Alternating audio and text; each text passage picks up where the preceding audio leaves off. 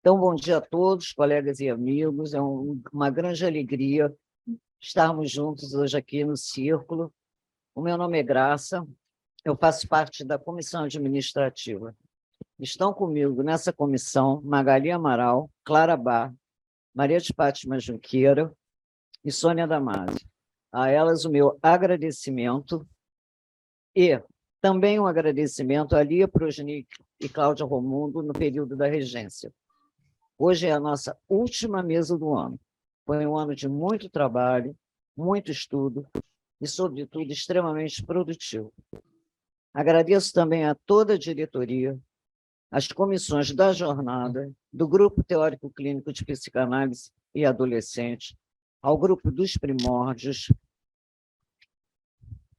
aos organizadores do Ciclo de Cinema Psicanálise, às delegadas da FLAPSIP e da IFPS, aos nossos funcionários, nossos consultores de TI e de Direito, Júlio Braga, que está aqui, Flávio Gouveia aqui também, a nossa equipe de TI, Leandro e Gustavo, e, finalmente, não menos importante, a Albacena, que foi nosso contato com o Haroldo Costa.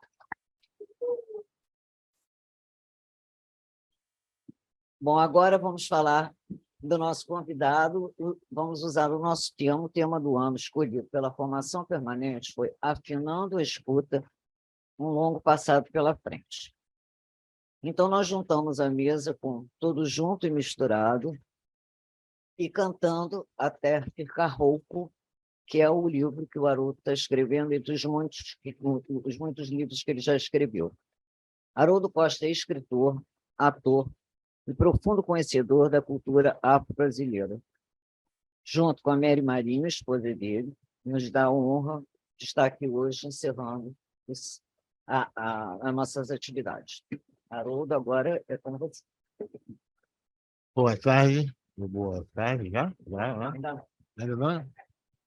Então, bom meio-dia, né?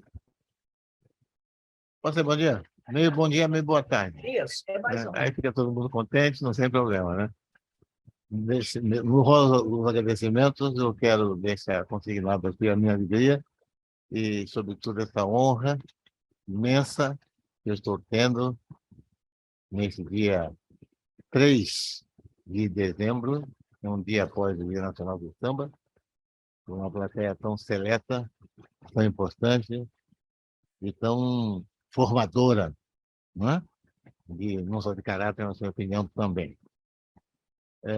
Quero agradecer nominalmente ao Círculo Psicanalítico do Rio de Janeiro, a Graça Teixeira Neves e a Comissão Administrativa e a infatigável Alba Sérgio. Muito obrigado a todos pela gentileza da presença. Espero que valha a pena. Alguma dúvida sobre a origem das escolas de samba?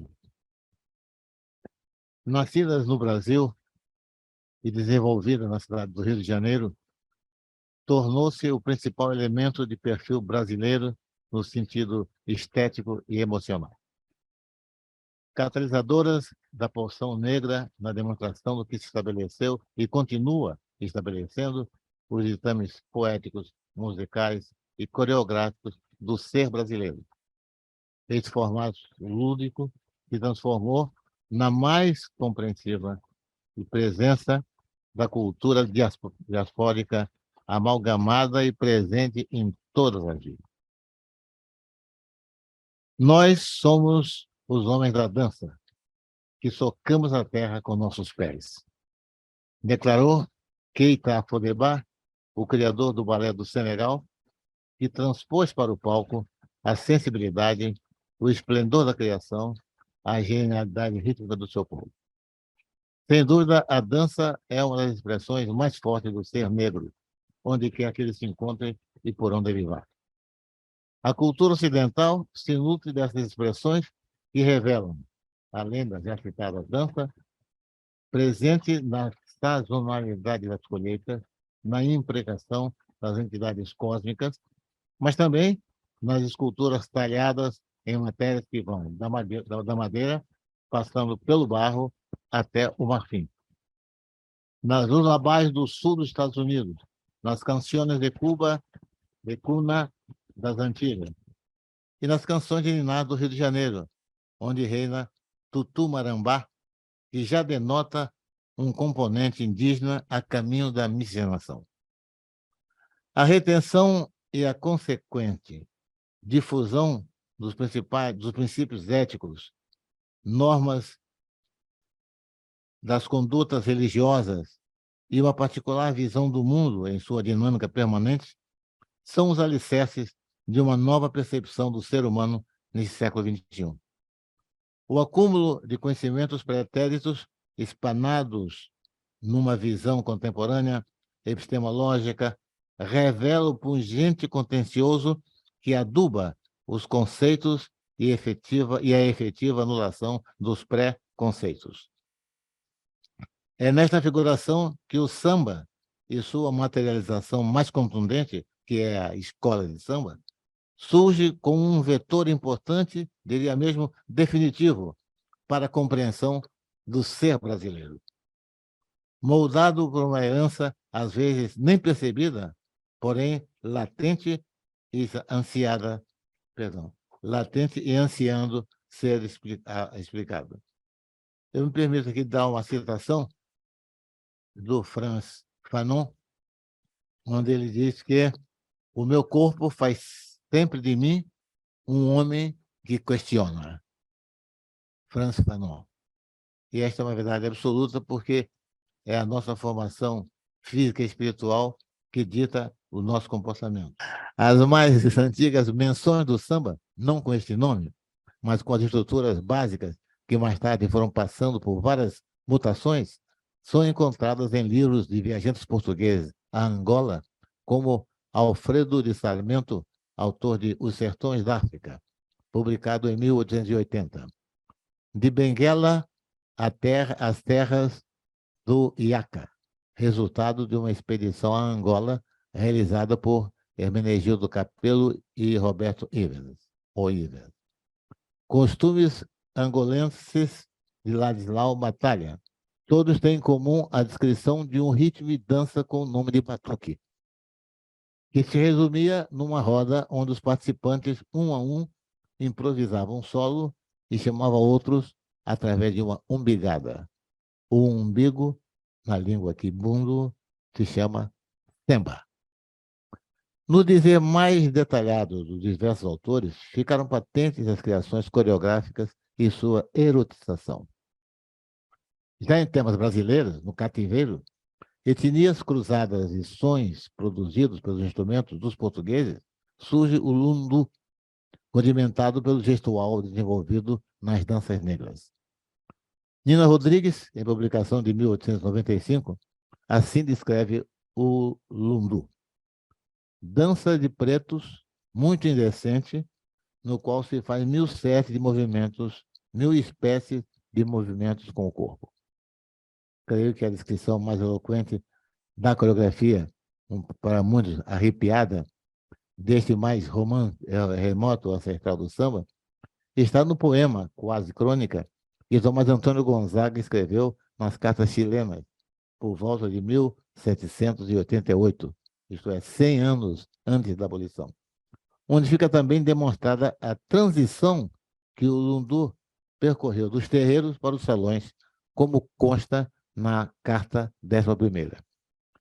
Fingindo a moça que levanta a saia e voando nas pontas dos dedinhos, prega no machacás de quem gosta a lasciva embigada, abrindo os braços. Então, o machacás, mexendo a bunda, pondo numa mão na testa, outra na ilharga, e dando alguns estalos com os dedos, seguindo das violas, o compasso lhe diz: eu pago, eu pago.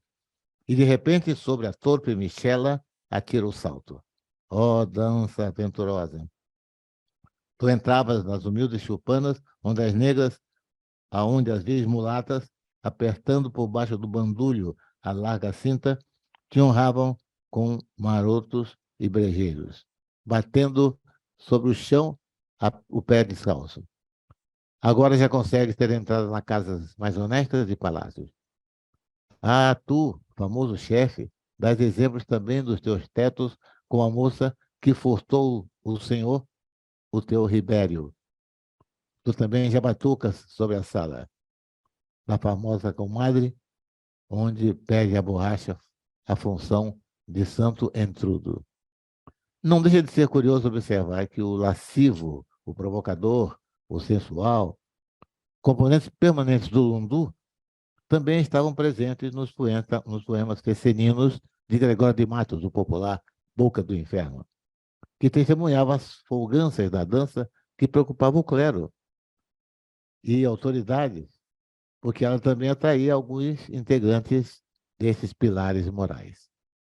Pode-se dizer que o lundu, que vem de calundu, termo da língua bantu, associado à feitiçaria, foi simbolicamente o primeiro passo na construção das danças populares brasileiras, se tornando o vagido primais do machixe e do samba.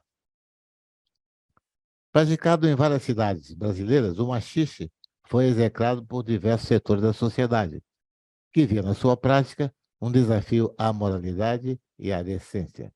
Isto no primeiro decênio do século XX. Rui Barbosa escreveu vários artigos desancando a dança. Antônio Torres, considerado um panfletário, desassombrado no seu livro Verdades Indiscretas, não deixou por menos. Abre aspas. Diversão que não fatiga, não alegra a mocidade. Explica-se desta arte a sedução fisiológica do machixe sobre o brasileiro povo moço. As intenções musculares dos membros inferiores, os movimentos quase arrítmicos, os passos acelerados pela cadência da canalesca música afro-americana, o desregramento das atitudes fecundas com imprevistos, a possibilidade de ostentar os olhos de tanta gente, uma mulher em posições pouco plásticas e muito equivocadas, tudo isso nos encanta ao mesmo tempo que satisfaz o apetite de ruído e ostentação. A nossa ausência de bom gosto enquadra admiravelmente dentro da canalice bárbara do machixe, Rui Barbosa. O machixe também dá bem a ideia das nossas tendências musicais e coreográficas. É bem assinalar que naquela época o machixe tinha um rival no que diz respeito às alegadas transgressões à decência e aos bons costumes. O tango. E tinham muitos pontos em comum. Conhecido nos dois lados do Rio da Prata, também criado e desenvolvido no âmbito da população negra, aliás, o vocábulo é quimbundo, chegou ao Brasil trazido por marinheiros e viajantes. Foi outra comoção nos meios da burguesia patriarcal que não admitia a prática dessa dança. A campanha foi tenaz, ampliada pela coletividade eclesiástica. Mas em muitos salões e casas de diversão, ele reinava. Do carnaval, porém, quem dava as cartas era o machixe. Este machixe choroso, que aqui se dança a valer, cheio de vida e de gozo, deixando a gente baboso, agarradinho à mulher. Machixe o rico e o pobre, machixe nobre e clero, todo mundo que o sol cobre, cai desde que o tempo sobre no passo do quero-quero. A melodia se perdeu no tempo, mas esses versos eram cantados pelos integrantes do Clube dos Fenianos no Carnaval de 1914. A condenação formal das autoridades eclesiásticas demorou, mas chegou. O machixe brasileiro e o tango argentino foram excomungados. A maior pressão veio dos prelados franceses, como demonstra a notícia publicada na revista francesa Semaine Religieuse e transcrita na Carioca Revista da Semana, no dia 7 de março de 1914. Nós condenamos a dança de importação estrangeira, conhecida pelo nome de tango, porque por sua natureza lasciva e ofende a moral. As pessoas cristãs não devem, em consciência, tomar parte. Os confessores deverão agir em conformidade à administração do sacramento da penitência. Leon Adolphe Cardeal Améta, arcebispo de Paris. Ele não conheceu Jaqueline François nem conheceu a Josefina Baker, né? Em que pese a importância do pronunciamento do cardeal francês, a determinação encontrou resistências aqui e lá. Um casal de bailarinos brasileiros, Duque e Irabi, gozavam de grande prestígio em Paris, tanto que propiciaram a ida do conjunto Os Batutas, liderados por um exímio flautista chamado Alfredo da Rocha Viana Filho, que entrou para a história da música como Pixinguinha. A dupla continuou divulgando o machixe e o tango na Europa. Ainda na esteira da resistência, um professor francês de dança entrou com uma ação indenizadora contra o arcebispo de Paris.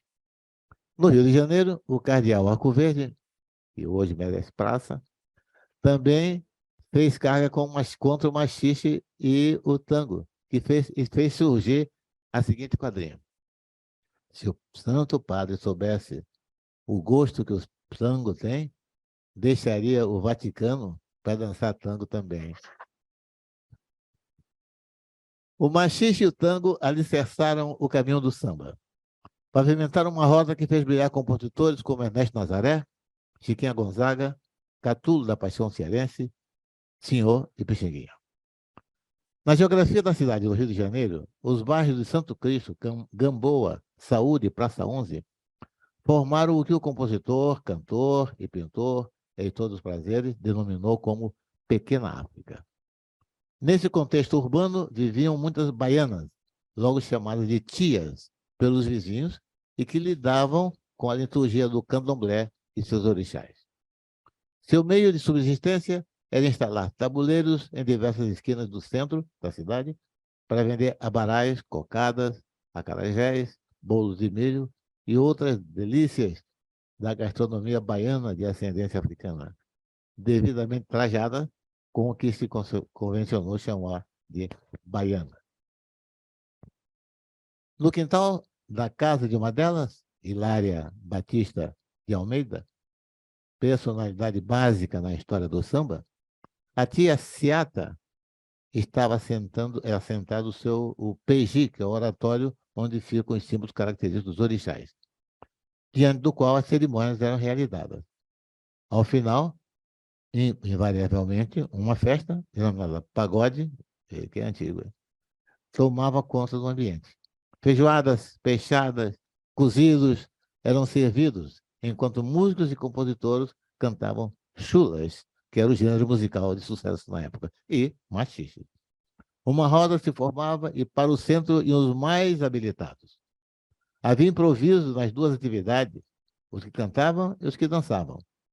Muitas composições eram criadas coletivamente, e foi aí que se deu o pelo telefone, registrado como de autoria de Ernesto dos Santos, o Donga, e Mauro de Almeida, um jornalista que escreveu com o pseudônimo de Peru dos Pés Frios. Não me pergunte por quê. E a letra diz o seguinte: o chefe de polícia, pelo telefone, mandou me avisar que na Carioca tem uma roleta para se jogar. Ai, ai, ai, ai, fica triste se és capaz. Ai, ai, ai, bota as mágoas para trás. Ô, rapaz, e quem tira o amor dos outros, por Deus foi castigado, o céu estava vazio e o inferno só habitado. Olha a rolinha, senhor, senhor, se embaraçou, senhor, senhor, caiu no laço, senhor, senhor, do nosso amor, senhor, senhor. Porque este samba, senhor, senhor, é de arrepiar, senhor, senhor, mas faz gozar. O peru me disse que o morcego visse para não fazer tolice. Que eu então saísse dessa esquisitice e me disse, tomara que eu apanhe, tomara que tu apanhe para não tornar a fazer isso. Roubar o amor dos outros para depois fazer feitiço. Esta foi considerada a primeira música brasileira identificada como samba e registrada na Biblioteca Nacional no dia 20 de novembro de 1916. Foi o maior sucesso do Carnaval de 1917.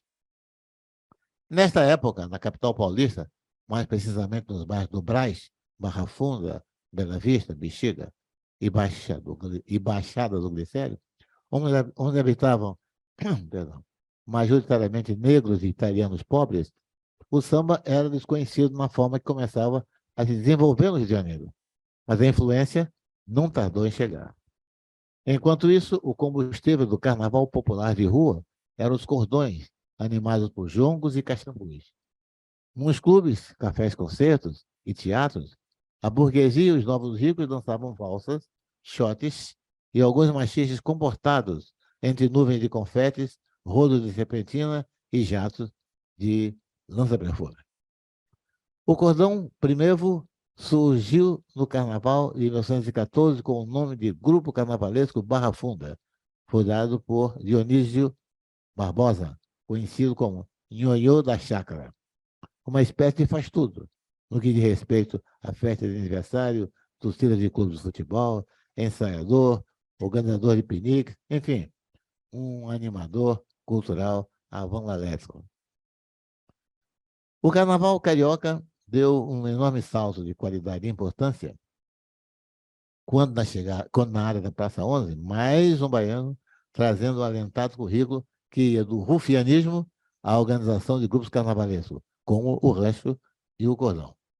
Excelente dançarino, era conhecido pela alcunha de Lalau de Ouro, introduzindo a figura do baliza, que mais tarde se transformou no mestre-sala, que fazia, como faz, evoluções quase acrobáticas em torno da porta-estandarte, hoje porta-bandeira.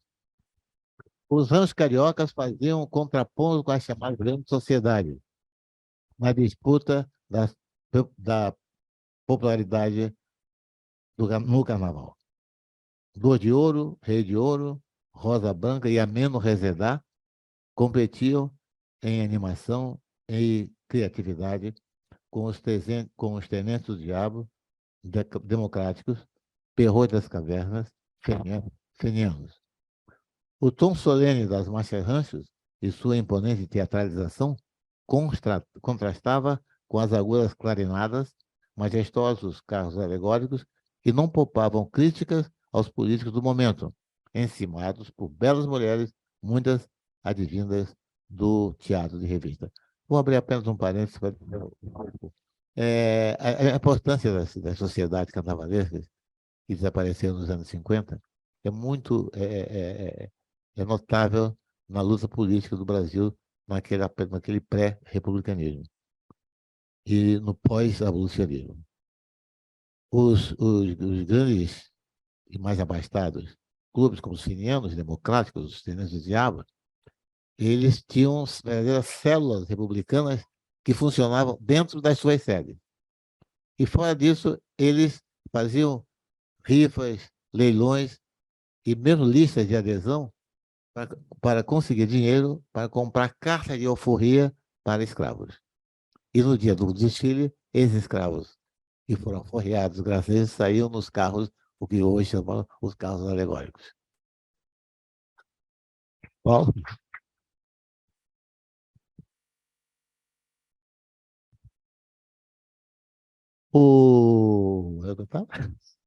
O Carnaval Carioca, não. Os Ranchos Cariocas, nós falei das moças, as moças que enfeitavam os carros, né? As moças divinas do Teatro Revista. Bom, as porções estavam ali. Os condimentos também. Era chegado o momento para uma mistura que faria surgir a síntese do que seria a mais perfeita tradução do ser brasileiro, a escola de samba.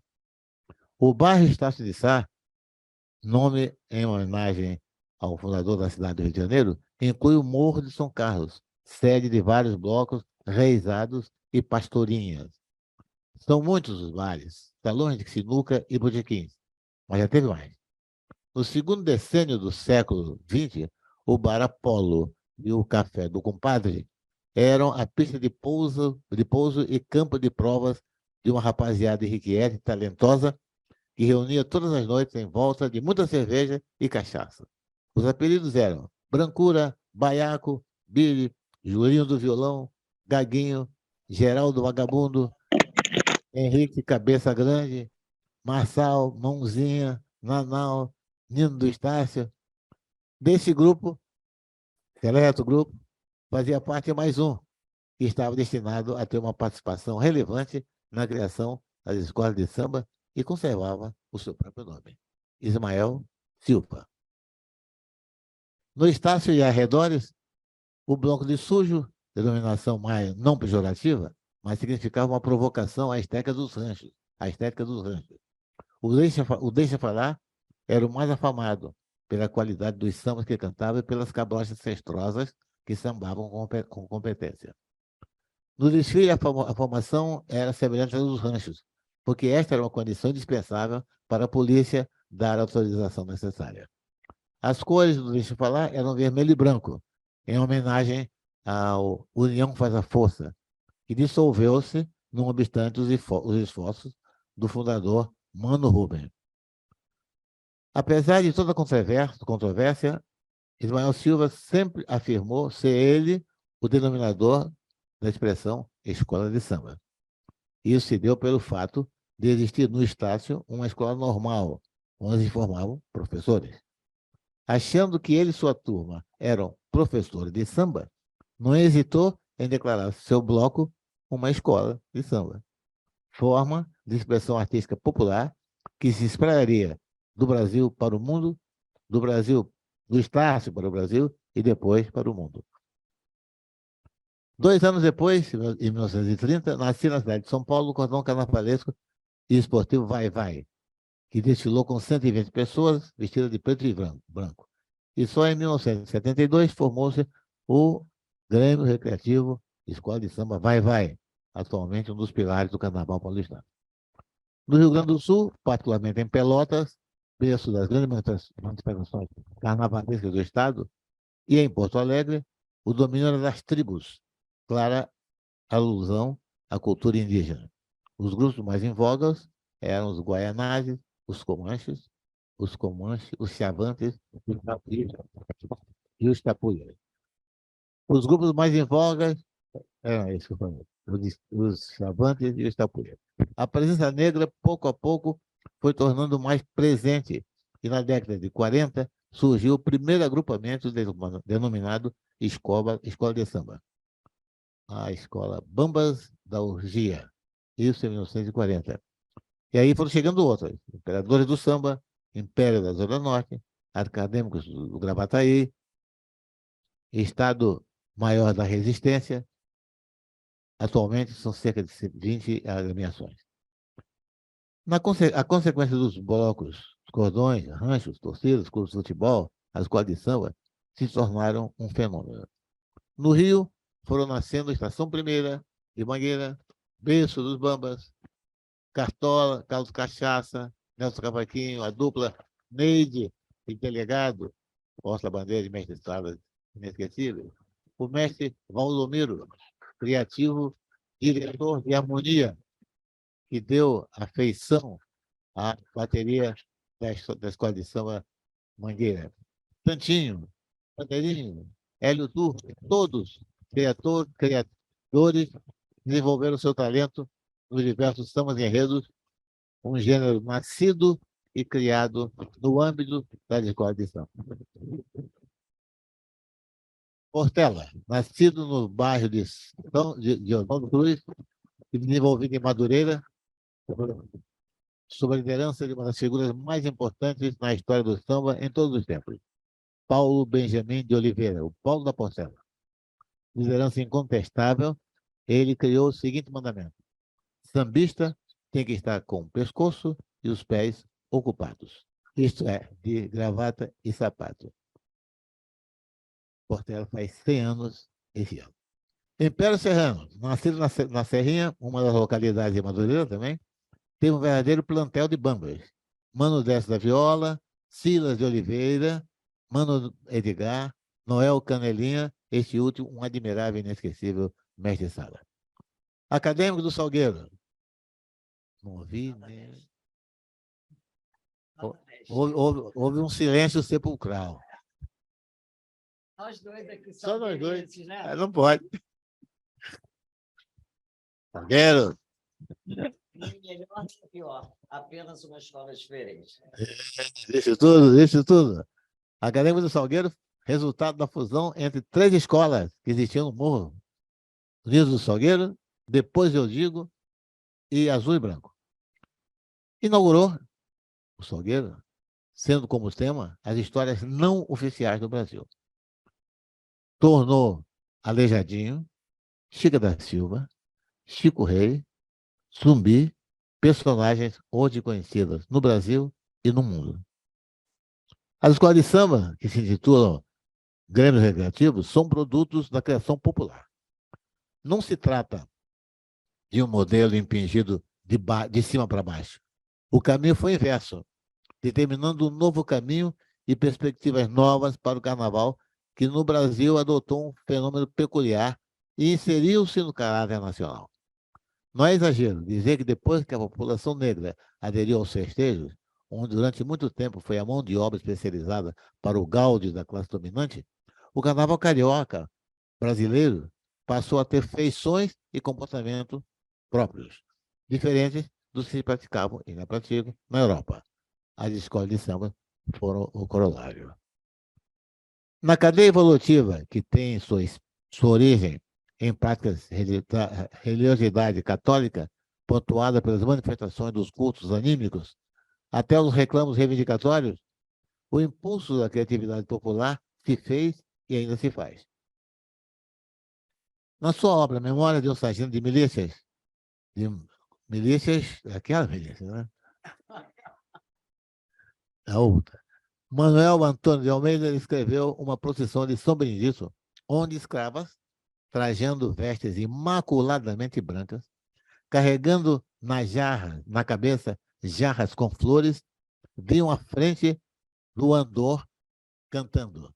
São Benedito é santo de preto, toma cachaça e bate no peito. As jarras eram chamadas de taias, uma coquetela de talhas. Por isso, essa dança se chamava taieiras, as mulheres também taieiras. Não há dúvida que são as pioneiras das escolas de samba. Momento maior no desfile das escolas, de todas as escolas, onde quer que seja. O atavismo também marca sua presença nessas maravilhosas mulheres que são o ventre da sua admiração e, portanto, as formadoras do que serão percussionistas, cantores, passistas, a essência dos criadores de uma inequívoca arte popular. Como diz Martinho da Vila, no semi-enredo de sua escola, em 1984, para tudo se acabar na quarta-feira, abro aspas, glória a quem trabalha o ano inteiro em mutirão. São escultores, pintores, bordadeiras, costureiras, figurinistas, desenhistas, artesãos, gente empenhada em construir a ilusão. O âmbito criativo e transformador das escolas nos remete à africanidade no que diz respeito ao conceito social da arte. Pode-se notar com facilidade que as expressões nascidas da conceituação afro se refletem nas mais variadas formas, seja um trono de realeza, numa máscara ritualística, decorações animalísticas, relevos rupestres ou na representação dos signos sagrados adotados por distintas etnias. Essa relação se mantém na diáspora, disseminando nas criações de várias matizes. No barracão de uma escola, onde a história a ser contada, o enredo, se materializa, encontra-se a demonstração de quanto pode a criação através da percepção ancestral, hereditária e inconsciente, porém potente e absoluta. O espaço se torna a oficina da alquimia, no exercício da interpretação através de soluções ousadas e provocadoras. Ainda que não sejam todos negros, do ponto de vista epidérmico, sem dúvida, é a mão negra que rege. Como organismo social, a existência da escola de samba é o passo para o convívio entre diferentes, tendo a harmonia como pêndulo que estabelece o equilíbrio. Por isso, acredito que este conceito é um espelho da nossa nacionalidade, em que pesa a incompreensão de alguns e a determinante para a apresentação no desfile. A harmonia adquire outra finalidade. Não apenas um aparo para a melodia cantada. É mais. É o entrosamento coletivo que domina e faz a diferença.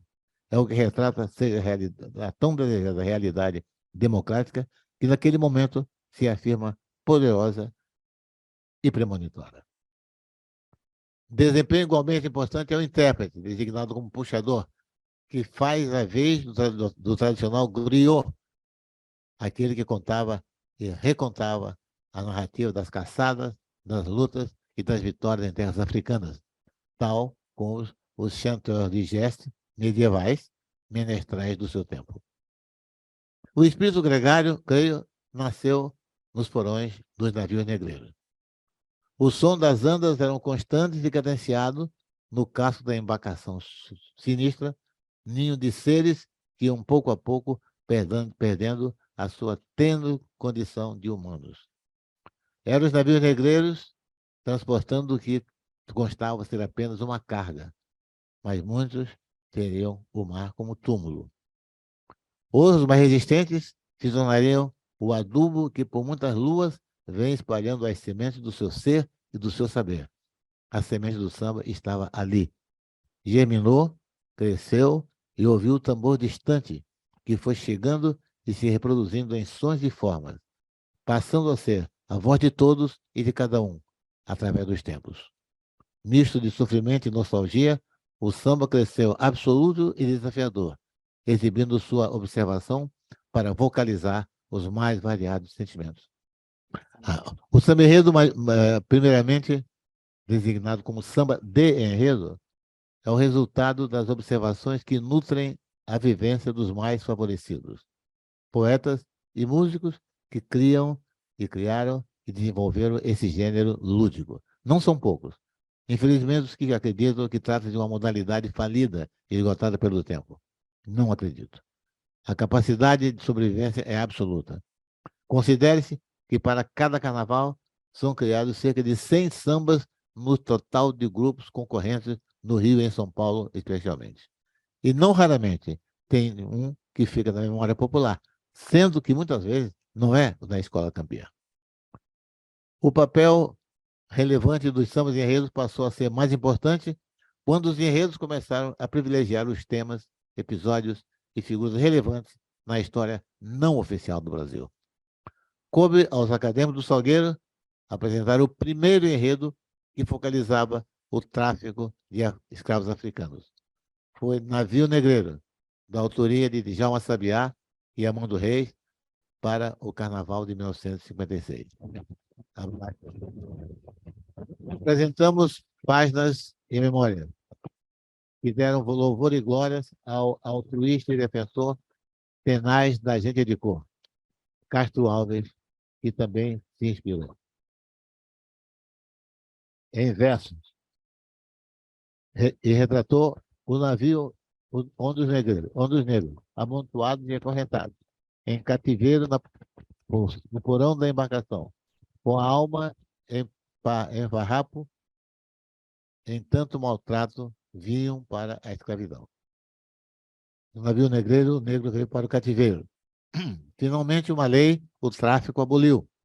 Vieram outras leis, e a escravidão extinguiu. A liberdade surgiu, como o poeta previu.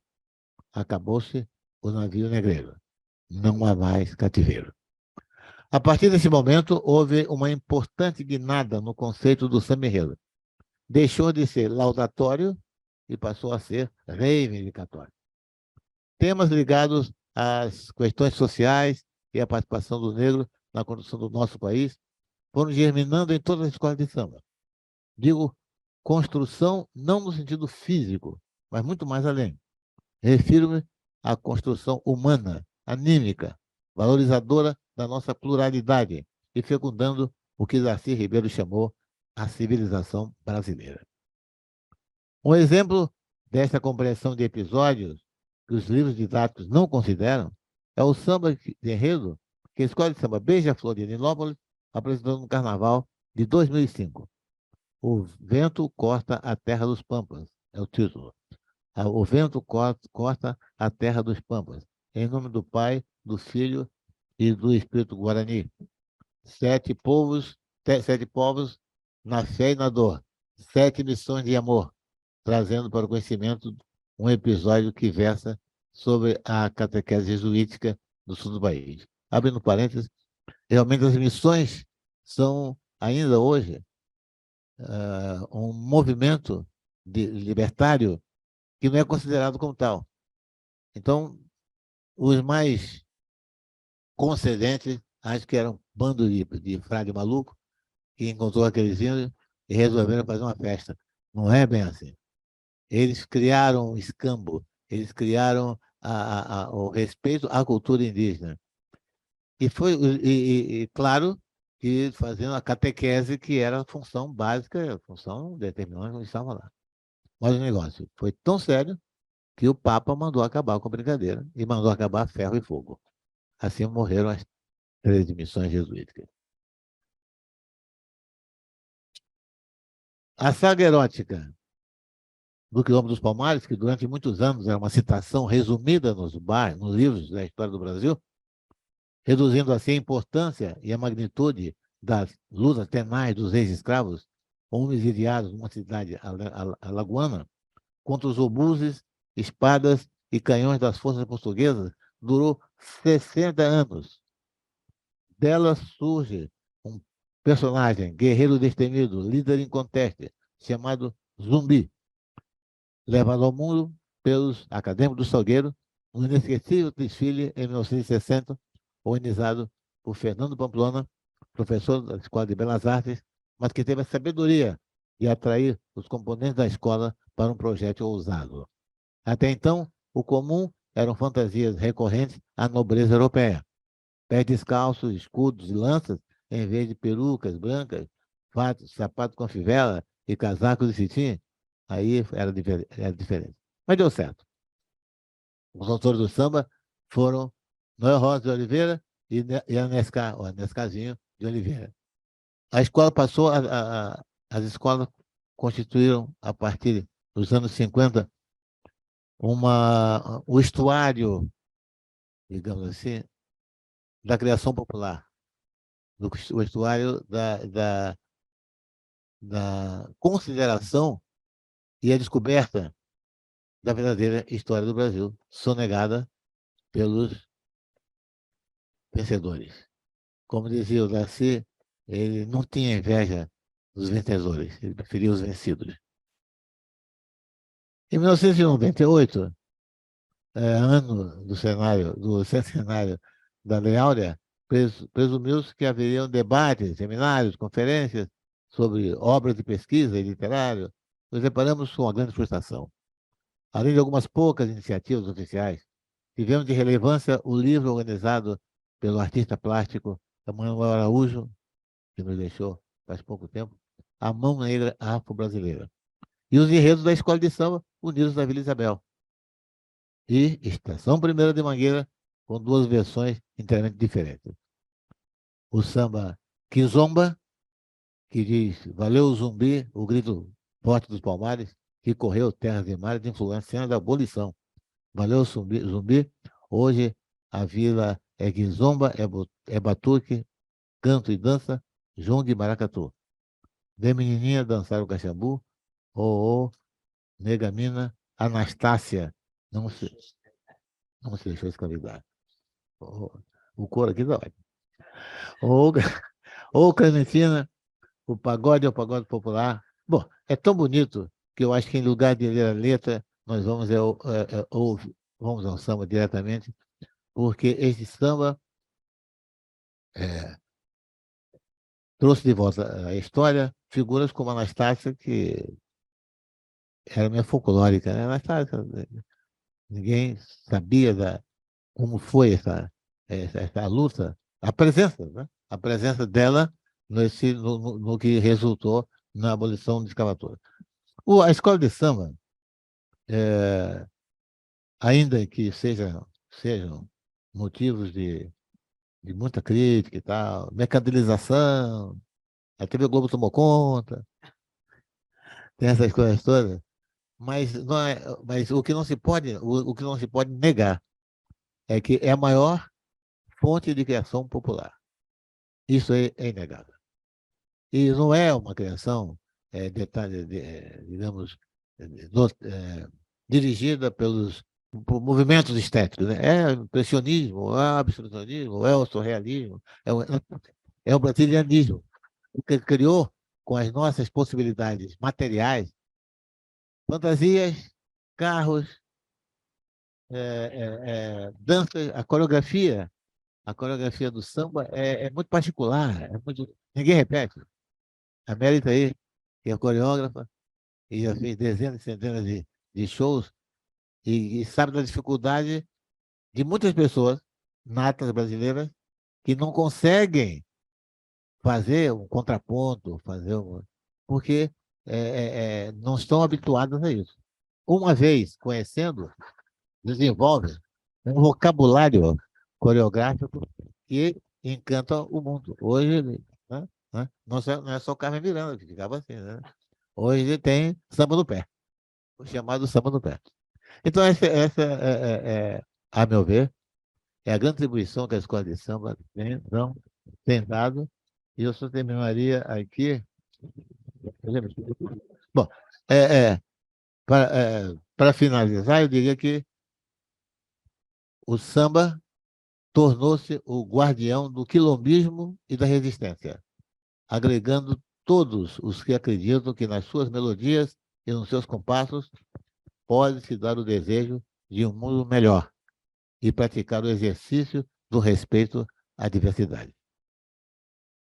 Haroldo, muito prazer, muito prazer. Eu estou sendo porta-voz de uma pergunta que me foi endereçada, então eu vou ler. É um amante das escolas de samba, Sérgio Naidim, julgador de escolas de samba do grupo especial e do grupo de acesso, em vários anos, durante 10 anos. Mas ele gostaria de saber qual é a sonoridade mais antiga que ele se recorda das escolas de samba, que ele acha que era o teleco-teco e o samba no pé, para o Haroldo poder falar um pouco disso, e como é que era o julgamento nas escolas lá na Rio Branco, onde ele foi julgador, se tinha critérios de julgamento, como hoje tem no desfile do Sambódromo. Obrigada, Haroldo. Olha, é difícil, né? Porque é um conjunto de sons, né? É um conjunto de sons. Mas, se for para falar de percussão, realmente é o tamborim, né? O tamborim que é. Aí esta aqui é uma emérita tamborinista. O tamborim é um instrumento difícil, né? E pontua muito a parte aguda da bateria, né? E tem que ter pulso, né? E por isso escolher tamborim é uma demonstração de confiança em si mesmo, para iniciar, né? E com relação aos critérios, eu comecei, quer dizer, a primeira vez que eu fui jurado, eu não fui jurado de morte, não fui jurado foi ainda quando o desfile era na Avenida Rio Branco, né? E foi a ascensão do Salgueiro, foi quando o Salgueiro, por coincidência, né?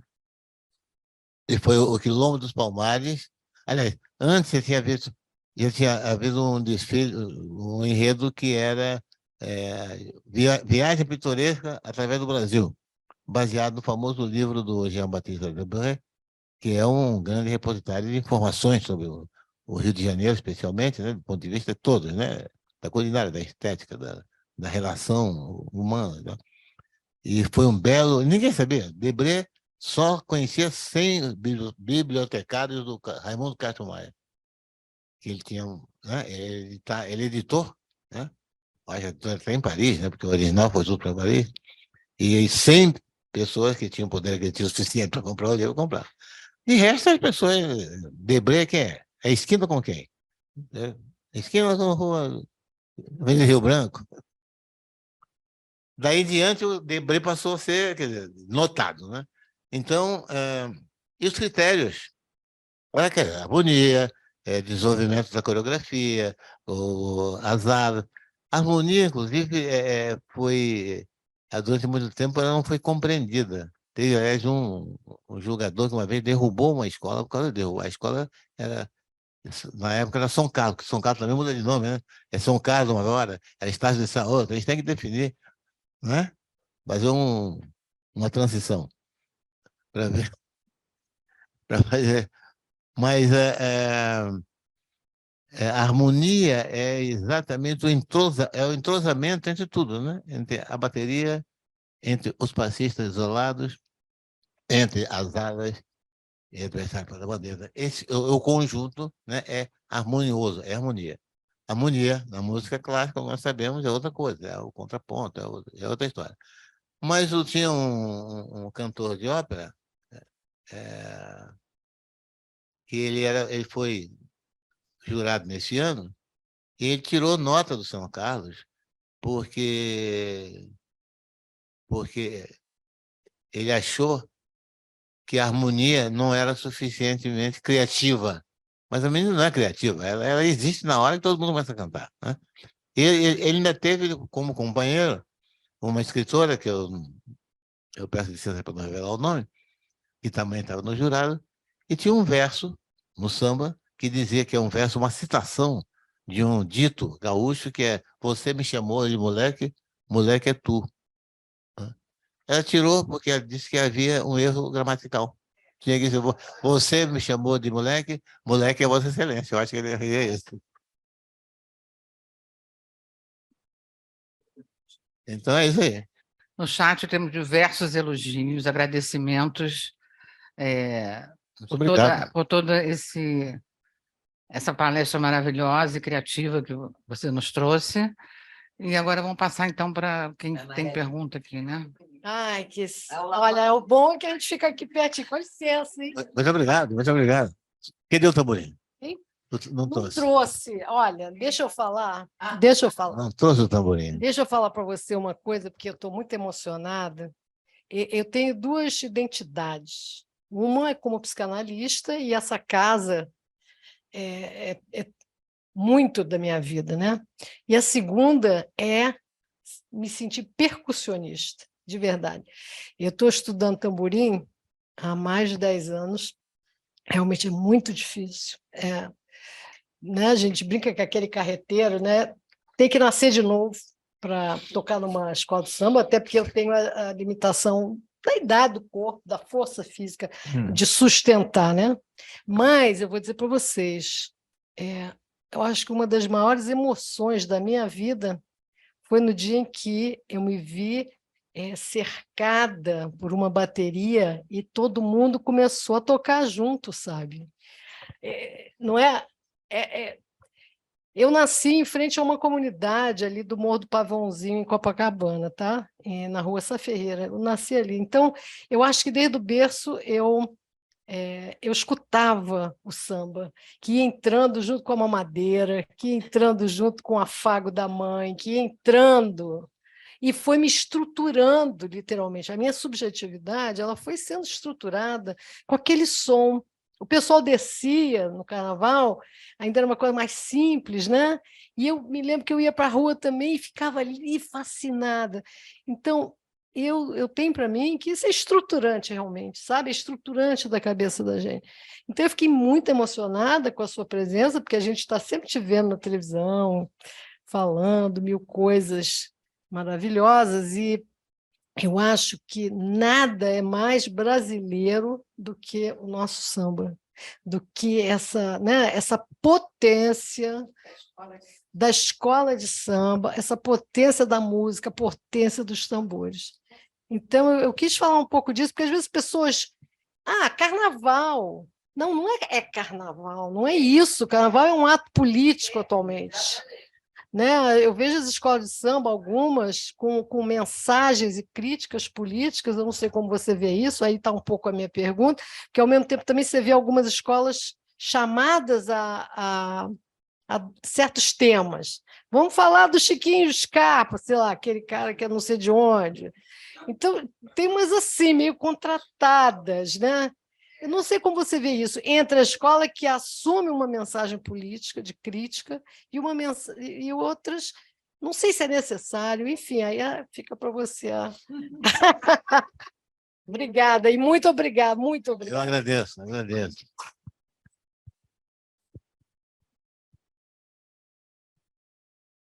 Eu acho inicialmente o seguinte, que a escola de samba já é em si mesmo um ato de rebeldia, é uma também coleção de atavismos, né? Porque são coisas que a gente não percebe, mas que existem e que saem de alguma maneira expelidas pela alegria, pelo suor, pela companhia que está do lado, enfim.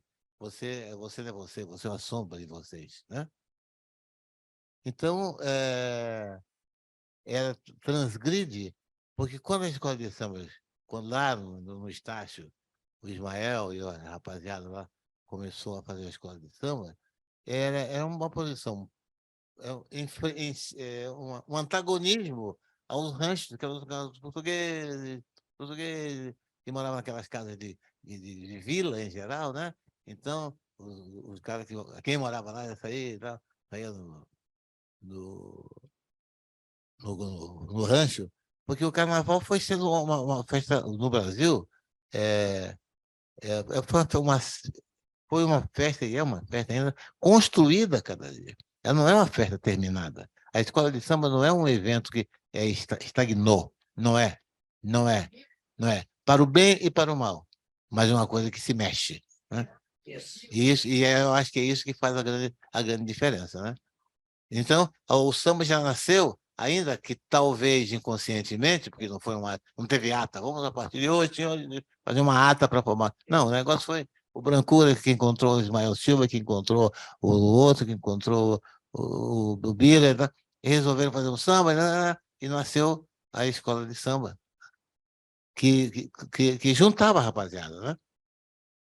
E tem a conotação também atávica, quando digo religiosa também, porque é uma grande... toda escola tem um orixá como patrono. As baterias têm orixás como patrono. Então, não é gratuito, né? E o primeiro desfile, primeiro concurso que houve foi patrocinado por um pai de santo, Zé Espinguela, que era um pai de santo e que era amigo do pessoal, Zé da Zilda e não sei o quê, aquele pessoal, né? E formou e aconteceu, juntou a escola de samba, que não era nada disso, nós estamos vendo hoje, quer dizer, eram alguns que saíram com algumas coisas na mão batendo, né? Mas tinha um samba próprio. O samba, inclusive, não tinha segunda parte, geralmente era uma primeira parte e a segunda era improvisada. Não tinha negócio de primeira e segunda, né? Era a primeira, né? A segunda, o cara, né? Quem sabia versar, como se diz, né? Quem sabia melhor, eu já estava aqui, né? O pessoal que versava, então criava. Né? Então, teve uns grandes partideiros. O Partido Alto nasce exatamente nessa ocasião. É mais uma demonstração da criatividade. Né?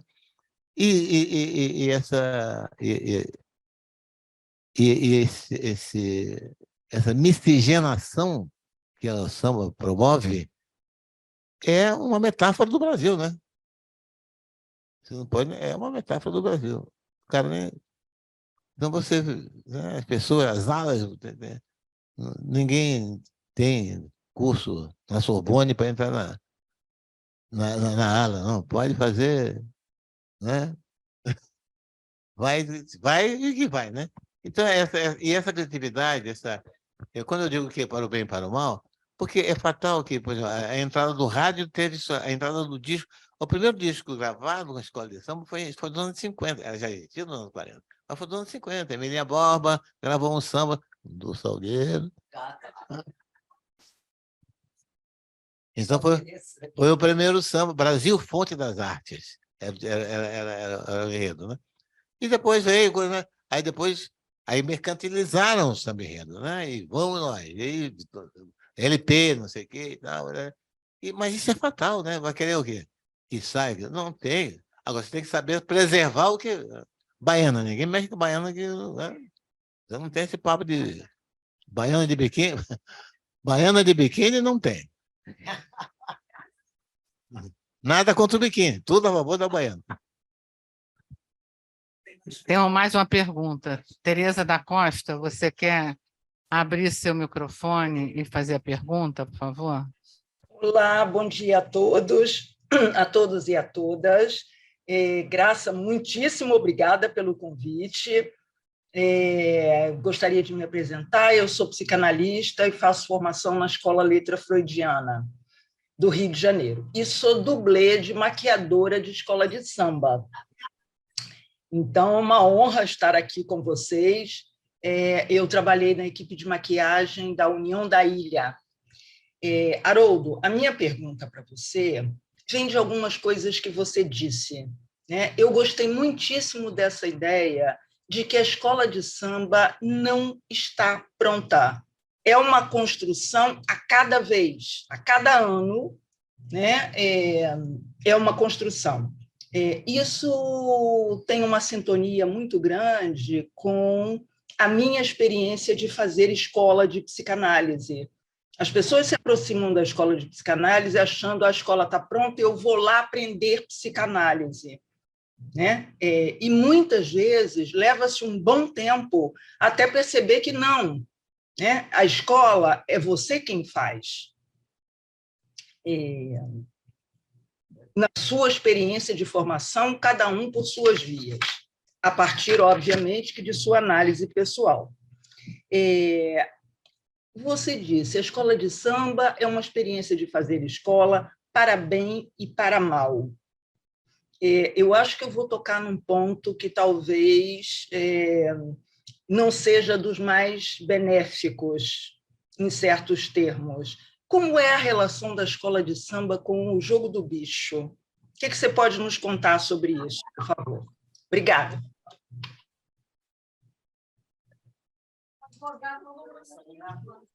Olha, você está querendo uma explicação ou um palpite?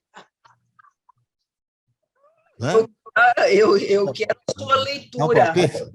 Não quero nem palpite nem explicação. Eu gostaria de saber da sua leitura sobre esse laço entre escolas de samba e o jogo do bicho. É uma leitura, né? Olha, eu entendo como duas instituições, né? Veja bem, eu estou me referindo à escola de samba e ao jogo do bicho. Não estou personalizando nada. Ok, não, pergunta é legal, nada contra. Nós somos uma sociedade, né? Na sociedade você tem tudo. Essa escola de samba pretende ser, ou faz questão de ser, uma reprodução desses nichos sociais, você não pode botar, por preconceito, os bicheiros do lado. Mesmo porque, no início dos inícios, os bicheiros eram os grandes patrocinadores. Né? Tinha um negócio chamado Livro de Ouro, que o pessoal da escola, os dirigentes, iam no açougueiro, no jornaleiro, no chamado comércio local, para levantar um troco para poder fazer a escola. Chegaram, não é um episódio, tentei, sou fotografado. O pessoal do Salgueiro foi visitar, pediu uma audiência ao Getúlio Vargas, para o Getúlio assinar o Livro de Ouro. Né? E ele assinou. Tem que ficar bem com as massas. Então, a convivência, e o bicheiro, que também hoje já tomou as proporções, que não me cabe analisar, mesmo porque eu não entendo nada disso, mas a verdade é que, como pessoa, mas eu conheço desde o Natal. O Natal é um bicheiro exemplar. O Natal é o homem do braço só, né? Porque e foi quem criou, depois de Paulo da Portela, que foi o tal que disse que tem que usar gravata e sapato, o Natal foi quem formatou, digamos assim, ela deu áreas da Portela de uma escola, né? De uma escola inteira, né? Então, todo que ainda existem algumas pessoas que são da época, né? A Surica, o Monarca nos deixou há pouco tempo, o Casquinha também deixou há pouco tempo, mas tem muitos herdeiros, né? Herdeiros do Natal no sentido de intocável. A Portela é uma escola intocável e o Natal um bicheiro também intocável, porque o Lacerda era amigo dele, né? O governador Carlos Lacerda, né? Até quando quando o Natal morreu, O Lacerda, no discurso à beira da cova, disse que São Pedro estava lá esperando, entra Natal. Ele estava lá, quer dizer, então há essa presença permanente. Agora, sobre o lado criminal e policial, aí eu não posso dizer nada, porque também ninguém, quer dizer, a gente conhece os notórios, né? E os não notórios, né? Também tem, né? Está numa ala lá, ninguém sabe quem é. Então, a presença é o seguinte, a, os bicheiros, eles têm respeito e quase religioso às suas escolas. Isso é inegável. Fazem qualquer coisa, você pode falar com, sei lá, qualquer um deles. Faz essa coisa.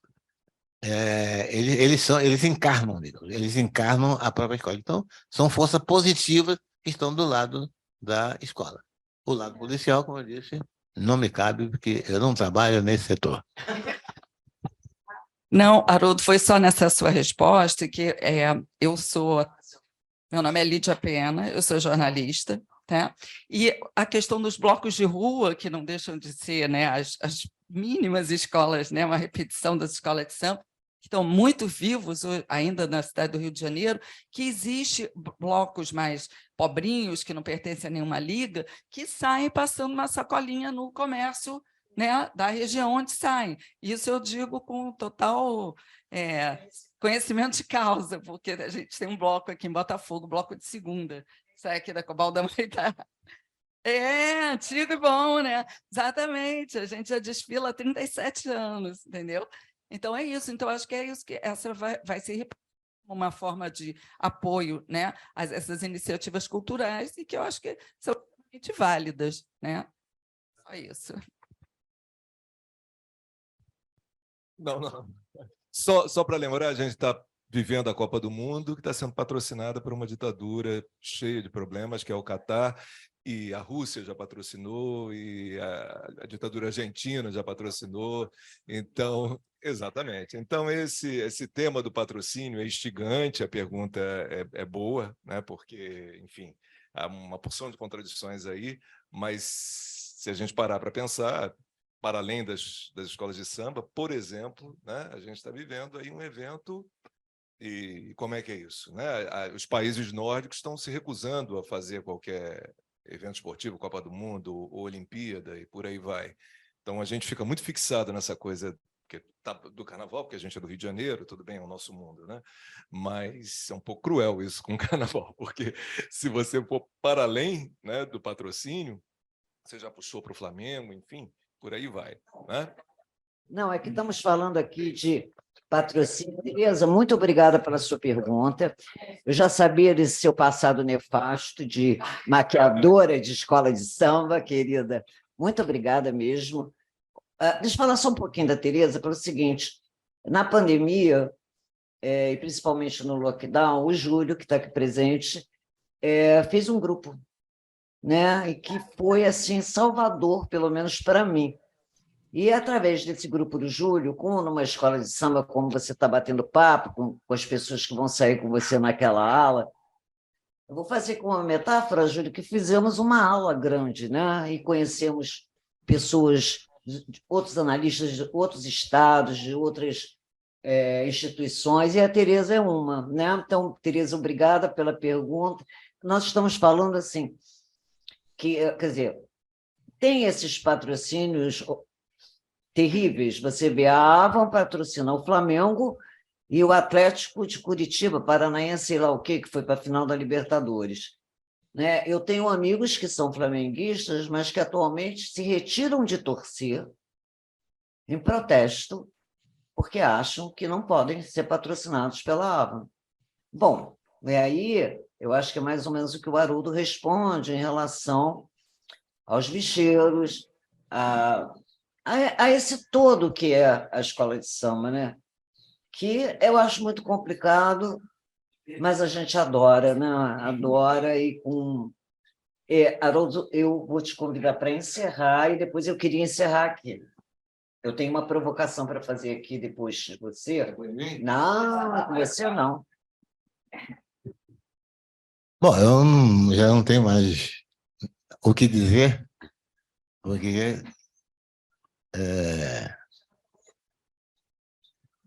hein? Mas com outro microfone.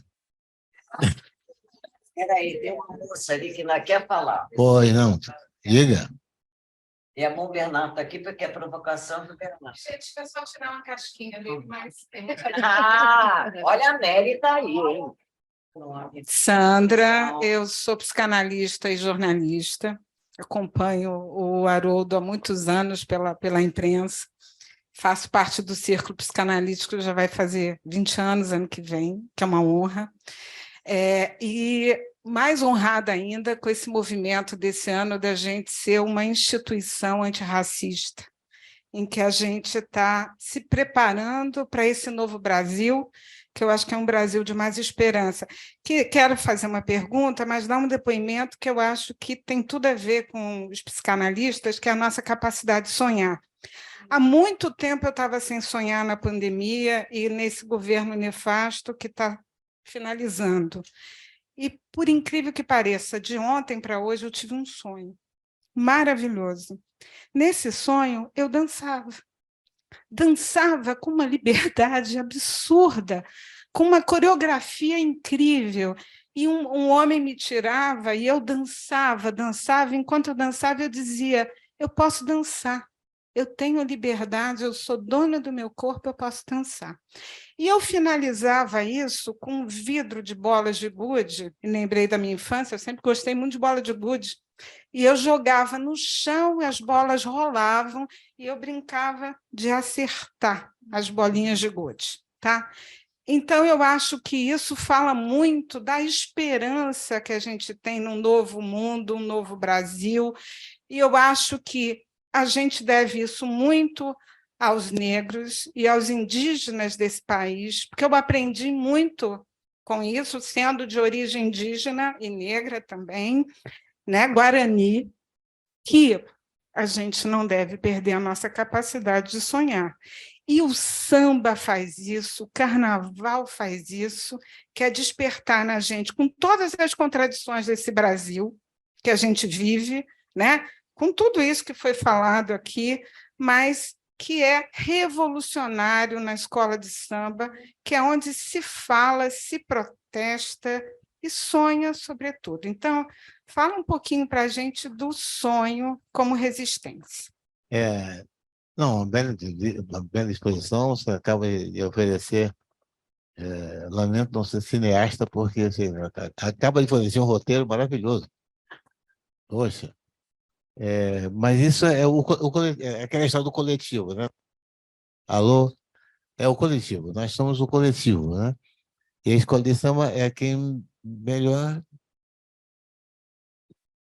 Estou procurando algum paralelo, mas eu acho que nem mesmo nos terreiros do candomblé, por exemplo, da Umbanda, onde também o coletivo funciona, mas, de qualquer maneira, há ainda uma seleção, porque você é o seu santo, ou não é o seu santo, enfim, há um parâmetro a ser observado na exposição desse seu sentimento. Quer dizer, na escola de samba, é o samba. Mesmo samba ruim, é um samba. Não houve na história do Brasil, espero que não haja nunca, uma escola ter se recusado a desfilar porque o samba era muito ruim. Não tem. Porque é aquele negócio, vamos até o fim. É a força do coletivo, né? Quando a escola se reúne na armação, né? Ali corre uma coisa entre todos. Eu não sou psicanalista, não posso definir essa sensação. Você perguntou se você vinha aqui como paciente ou como palestrante. Ele fez essa pergunta. Aí, ó, um bando de jornalista aí. Não, mas é isso, eu insisto nessa tese do coletivo, porque a resistência, quando eu defendo ardentemente a tese de que a escola de samba, as escolas de samba nasceram nos porões dos navios negreiros, não é uma metáfora, não é uma ideia surreal. É porque é uma coisa dentro você imaginou você sair de um lugar que é o seu lugar para ir para um outro que você não sabe nem onde é, nem se vai chegar, e depois você chega e dá o seu saber como capital inicial, quer dizer, não é para qualquer um, né? Então o negócio é sério. Então o coletivo que é o mais importante de tudo, né? É você pensar coletivamente, porque o cara do seu lado está, ó, o tamborim, pai, né? Há uma solidariedade. Se a baqueta do seu tamborim quebrar, vai aparecer uma outra em seguida, né? Então é esse clima que é legal. E é isso que nós temos que fazer. Nós, ao mundo, que o mundo não faz isso. Uma vez eu fiz no tempo da revista Cruzeiro, quer dizer, esse negócio é longe, né? Cruzeiro não era, depois da guerra, não da primeira, não, da segunda. Houve uma época que eu colaborava lá, defendia lá algum, fazendo uma reportagem. Então, porque por acaso, não, o negócio de samba, não. Aí eu fiz a minha reportagem sobre a escola de samba e sobre as baterias da escola de samba. Aí eu fui uma vez no ensaio, era o Valdomiro. O Valdomiro era um senhor, já um senhor mesmo, analfabeto, não conseguia uma nota de música, lógico, nem pensar nisso, né? Mas foi ele quem criou a sonoridade do snipe. Então tinha os tamborins de primeira, os tamborins de segundo, tinha as caixas, tinha os repiques, e tinha o surdo. Ele inventou isso. O Sr. Valdomiro inventou isso. Eu falei isso para o Isaac Karabichev um dia, já tinha um programa na TV Utopia, eu falei para o Isaac, se você fosse para Mangueira, olha que você não ia se dar bem não, porque os caras não estão a fim de fazer primeiro violino, segundo violino. Vamos fazer primeiro tamborim, segundo. Então, essa riqueza harmônica, que parece que aí vem o negócio da harmonia, porque há uma harmonia, né? Você vê que é criada uma linguagem rítmica dentro daqueles 120, 130 instrumentos, né? E a doação das pessoas é uma coisa que eu muito admiro na Amazônia.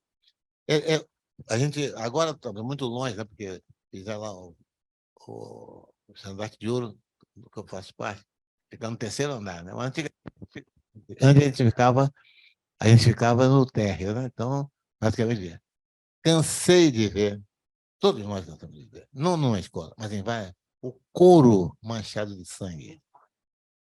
Eu já vi. Quer dizer, a doação maior? Não sei. Então é isso. Eu acho que a escola de samba dá para o mundo uma aula e um exemplo de solidariedade, né? de cumplicidade entre as pessoas para o bem. A última coisa que você falou, né? Que é um exemplo para o mundo. Como você percebe hoje a escola de samba no mundo? Você escuta comentários, escuta interesse, as escolas são chamadas para se apresentar, a cultura mesmo da escola de samba é divulgada no mundo? Na Europa, nos Estados Unidos, na América? O samba ainda é um ativo, né? Para falar a linguagem economês, um ativo. É um ativo sentimental e profissional. Agora, o que é mais curioso é que, por exemplo, Portugal tem mais 120 escolas de samba. Japão tem por aí também escola de samba. Porque eu tenho um amigo, Henrique Cases, ele é cavaquinista. Ele foi na época da época de ouro, mas ele tinha um grupo muito legal, assim, de grandes músicos, etc. E ele, um estudioso do choro, de Jacó do Bandolim, etc. ele tem um manual para cavaquinho. No Japão, é best-seller. No Brasil, ele nunca vendeu nem a metade do que vende no Japão. E ele vai todo fazer um masterclass. Então, você vê que o negócio é esse aí. Ainda uma escola de samba, nós estávamos em Paris um ano, que era também Copa do Mundo, não me lembro qual foi. Eu sei que a gente saiu da Praça Concórdia em relação ao Champs-Élysées, subindo aí, e brincando com o rio. Rio de nada, de boca. Quando nós vimos, tinha umas 100 pessoas atrás. Porque é contagiante.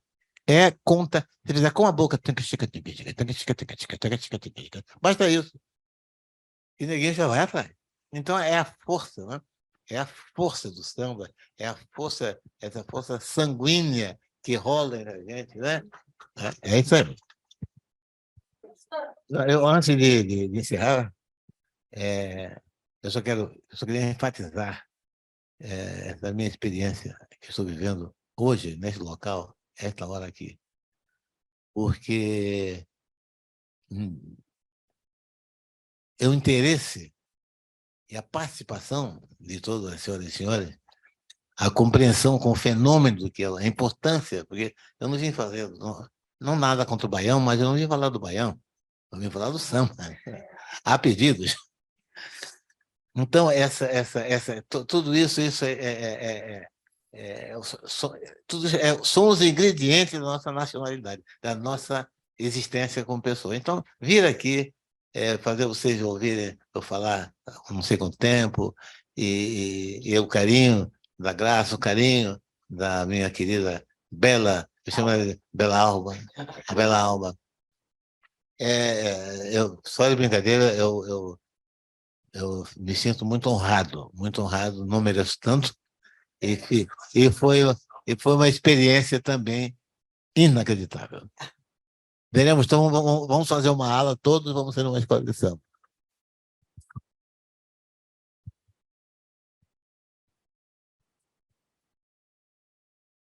Bem, Haroldo, eu quero dizer que, além do pessoal que está aqui presencial, você teve mais de 50 pessoas assistindo no chat, né? Quer dizer, toda essa palestra foi transmitida, né? Eu sou uma amante do samba, né?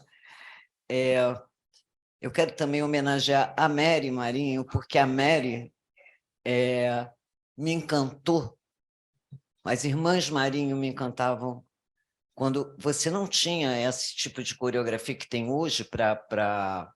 Como é que é? Não é nem abrir elas, tem outro nome, comissão diferente, né?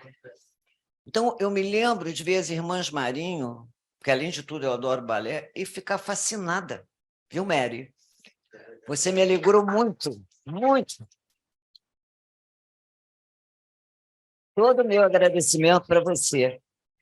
Bom, Haroldo, eu acho que você conseguiu fechar assim, com alegria o ano da gente, num tema que vai passeando entre o que é muito grave, muito sério, mas que em algum momento a gente tem que ser alegre, né?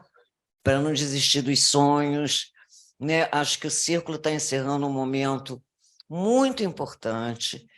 Eu vou provocar o Bernardo, que está aqui representando a Publicações e Biblioteca, porque eu acho que a gente tem que ter um texto do Haroldo na nossa revista, entendeu? Sabe? E queria dizer que, para quem não viu o último desfile, né, do nosso Salgueiro, teve uma coisa que me comoveu, porque eu estava pensando no Haroldo, assim, mas eu acho que a gente não tinha o tema do ano ainda, não me lembro. Quando eu vejo uma bandeira, Haroldo Costa é resistência. Era o seu rosto enorme numa bandeira do Salgueiro, e fiquei muito emocionada. Então, Haroldo, todo o agradecimento a você, em nome dos colegas, membros associados, membros efetivos, participantes, pessoal da telinha, queridos amigos, e a vocês que estão aqui. Então, nem pior, nem melhor, Apenas uma escola diferente. E viva o Salgueiro.